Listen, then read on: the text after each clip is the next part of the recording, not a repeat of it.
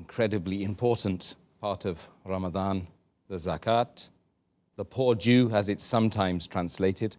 And this is really the first point of order today, which is to discuss the meaning of the term Zakat, sometimes Zakah, and to discuss, if we could, some of the significance of the term Zakat in Islam. Alhumdulillah, salaatu salaam, rasoolillah, aalihi, ashaabihi ajma'een.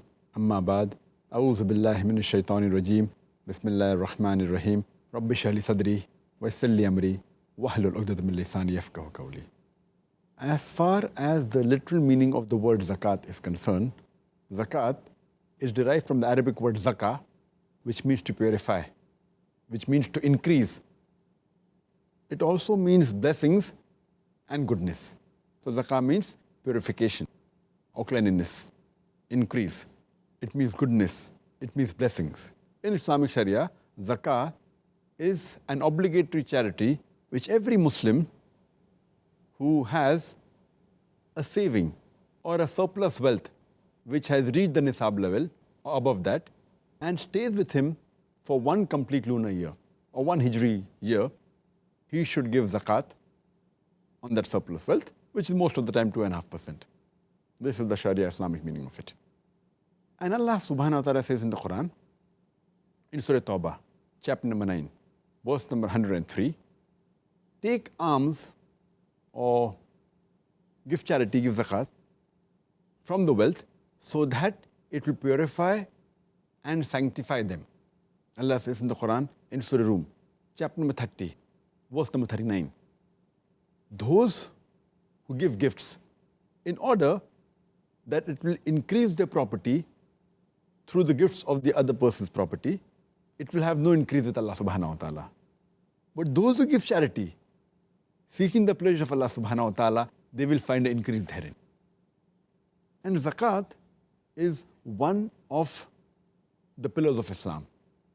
Our beloved Prophet ﷺ said, it's mentioned in Sahih Bukhari, volume number 1, in the book of Iman, book of faith, hadith number 8, Muhammad ﷺ said that Islam is based on 5 principles. The first is, La ilaha illallah Muhammad Rasulullah. There is no God but Allah.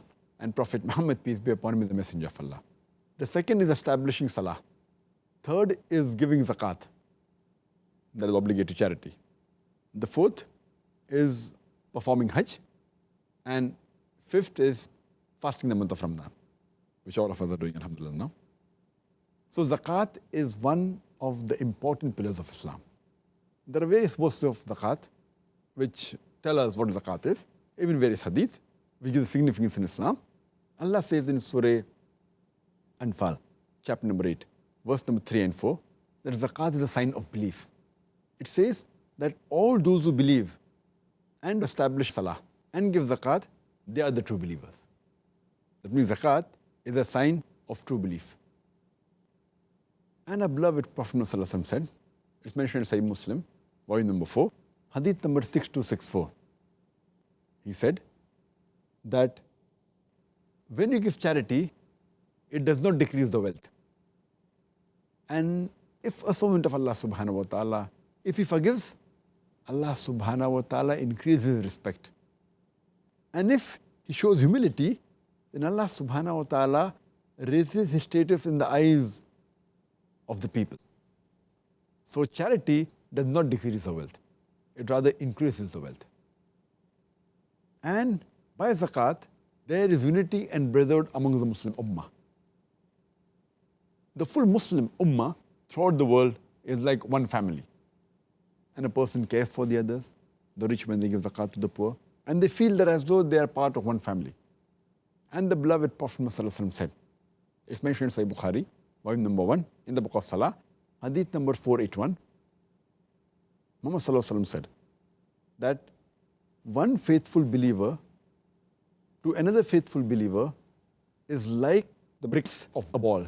They support each other like the bricks of a ball. And he interlaced his fingers of his hands like that. So it brings unity in the Muslim ummah. And there's one more verse in the Quran which describes zakat in a nutshell. Allah says in Surah Al-Hashr, chapter number 59, verse number 7, speaking about zakat, that it prevents the wealth from circulating amongst the rich. So it is sort of an economic order in Islam, zakat.